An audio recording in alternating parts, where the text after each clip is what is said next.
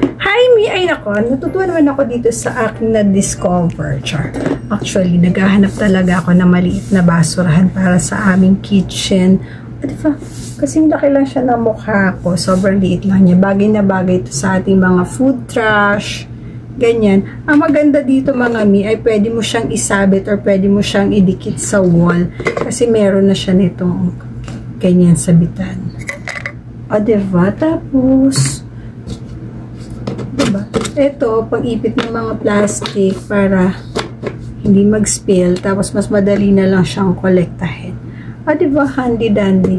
Bagay na bagay ito sa ating kitchen. Tsaka, pag hindi naman kayo masyadong matrash sa toilet, pwede na din to. Or, sa inyong bedroom or sa office. Cute lang siya. Ayan o.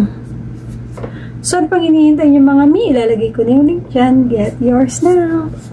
Yun lang.